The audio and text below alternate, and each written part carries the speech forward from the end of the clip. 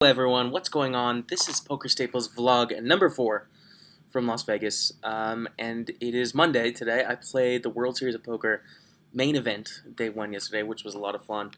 You start with 30,000 chips in the tournament. First impressions were, I was just like surprised how deep it was. You hear how deep it is, but you start with 30,000 chips, and the last level we played, the levels are 2 hours in length. The last level we played was 200, 400 blinds. So, I mean, just insanely deep. Unfortunately, I have less than starting stack going into day 2. I have around 14,000, but, I'm still pretty happy with where I'm sitting right now, and, yeah, life is good. I mean, we're coming back to 250, 500 on day 2, and that starts on Wednesday. That will give me 28 big blinds, which is a plenty workable stack. I was actually down to 5,000 at one point, so kind of worked it up from there. It was a really swingy day, actually, so excuse me. But yeah, I mean, like, just the funnest live poker day I've had. It's insane. You hear the stories about the main event, about, like, how good the tables are and how soft it is and how amazing the structure is. The tables really are very good. There's a lot of weaker recreational players in the tournament, like more than I would have thought personally, and yeah, it's just like you have so much time to play. you know, we've already played 10 hours, and it's like 7 days until you reach the final table. So, I played a really interesting hand against John Minette that I wasn't exactly sure about. I'm probably going to write an article about it or a blog or something. But I'll just put it out here and get your guys' thoughts. It's sort of like a higher level hand, and I'm not sure where I stand on it. So I've been raising a lot and going multi-way. People were calling me a lot. I don't know if it was like wearing the patch or what the deal was, but I seem to have a target on my back, even though I was playing pretty tight. So I raised in under the gun. The guy on my left, super, super nice guy, probably playing too many hands. A little bit weaker in terms of like pre-flop hand selection. So he calls. The cutoff calls, which is a guy from the UK. I don't know his name. He's wearing like a Devilfish memorial shirt. Dave Elliott. So I'm assuming he's fairly connected in the community if he, is wearing that shirt. He seemed to be a good player. He played well when I was playing with him. So he called. And then John Minette, who is a mixed game player, WSOP veteran, very, very good player, he calls in the small blind. So we go 4 ways to the flop. And this is at 150, 300. I raised to 700. The flop comes queen 4-2 with no flush draw, queen of clubs. Check, I check, check, check. We go to the turn. That's it. Nothing. The turn is a brick. I thought it was a deuce, but in hindsight, I think it's like a 7. It's sort of irrelevant, right? So 7 on the turn. John Minetti checks. I bet around 1,200 or something like that. No, a little bit more, like 1,500. And it goes fold. The funner player folds.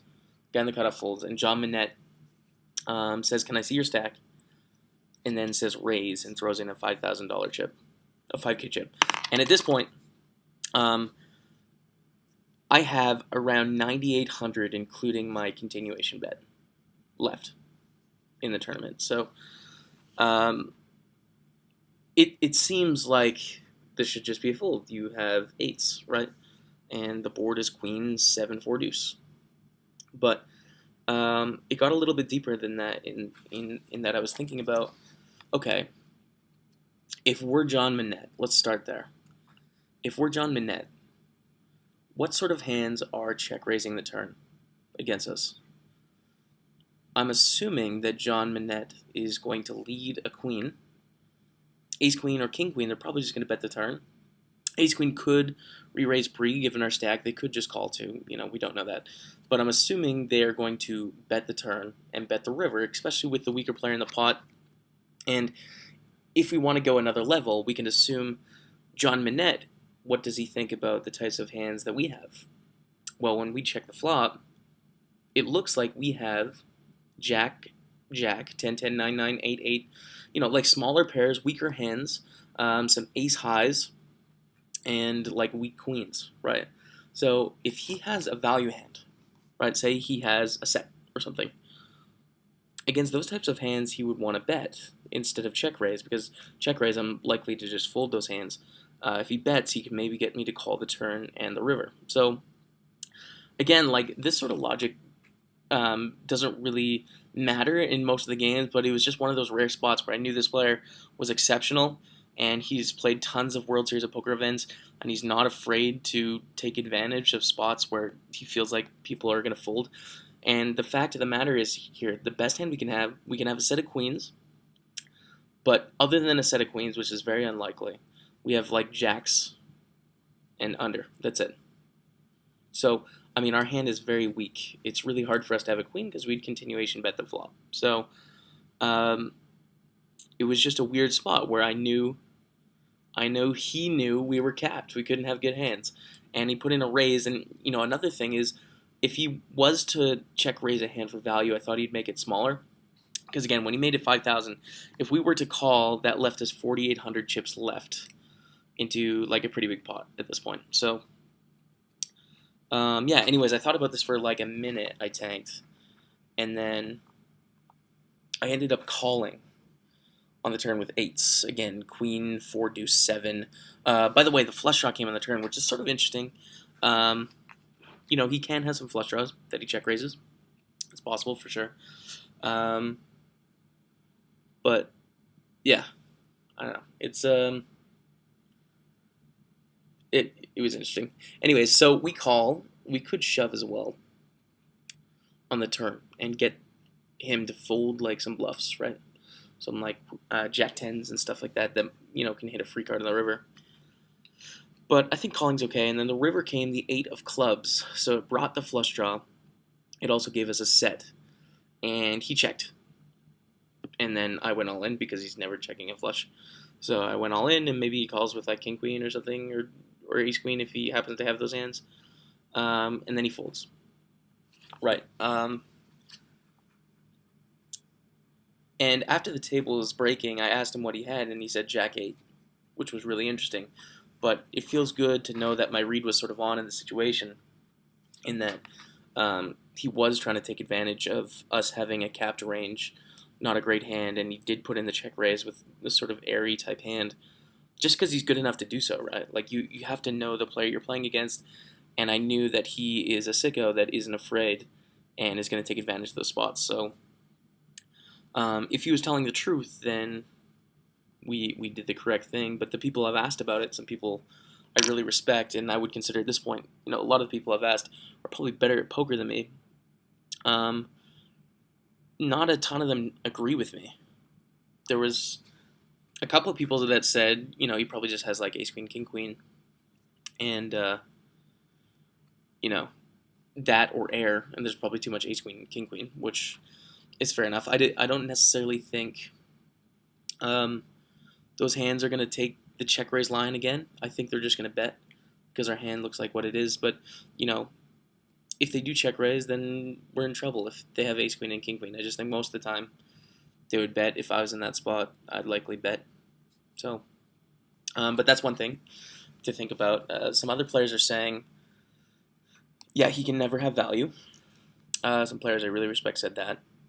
But maybe you should just shove the turn to not let like the jack tens and ace jack, like hands like that, don't let them catch a free card. So that's interesting. And then I got some like just snap fold without sort of reasoning, which I don't.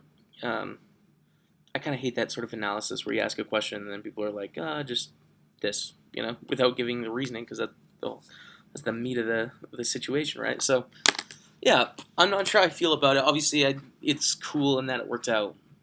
So it's fun to talk about because I made the right read and I was correct, and it was a weird spot against a good player.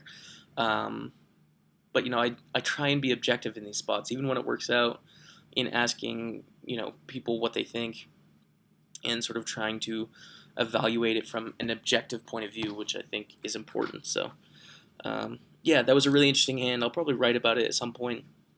At least now I have it sort of in video format, so I won't forget. So yeah, coming back to the main event on Wednesday, meeting some good friends today. We're going to have dinner or something. hang out. A bunch of the people I talk to on Skype all the time, so that'll be a lot of fun. Unfortunately, friend of the stream, Scott Ball, Twitch Scott Ball, he did bust on day one. I'm sorry to hear that. It was too bad. I haven't talked to him yet, but obviously, it's got to be brutal. I wouldn't feel bad if I would have busted yesterday. I wouldn't feel bad if I bust tomorrow. In that the feeling I had coming into this tournament was that it's a tournament, right? And I'm not going to cash this tournament 70% of the time. It's still super profitable, but that's just poker, right? And I have 5 years of experience playing tournament poker to have that mindset. And some of the best players out there don't even have it. Like Danny Negreanu goes into every tournament thinking he's going to win, right? That's his expectation. I don't have that expectation. I sort of view it as like, I'm going to make really good decisions, and in the long run, results are going to work out. But like someone like Scott Ball, he's 1 year into his poker life, playing seriously. Just played a full summer. I don't think he really had any big cashes. So obviously that's just like, it's brutal when you're hopping into tournaments this big, this quickly, and sort of climbing the ranks this big. It's gotta really suck, It's gotta be painful.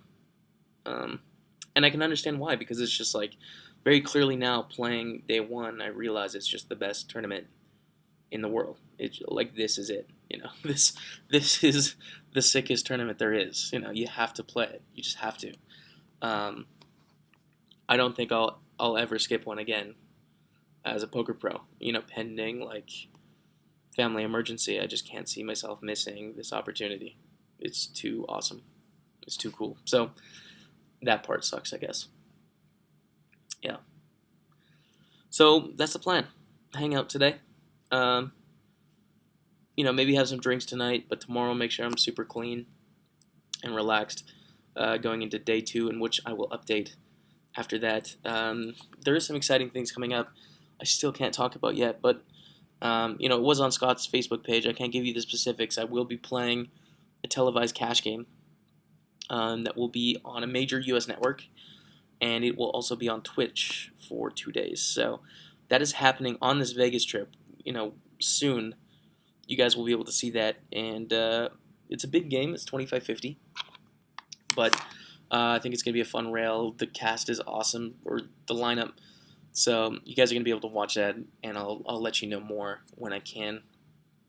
But yeah, that was WSOP main event day one.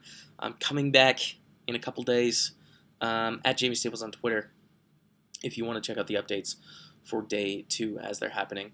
Like, comment, and subscribe down below. Thank you all so much for watching, and we'll see you all next time.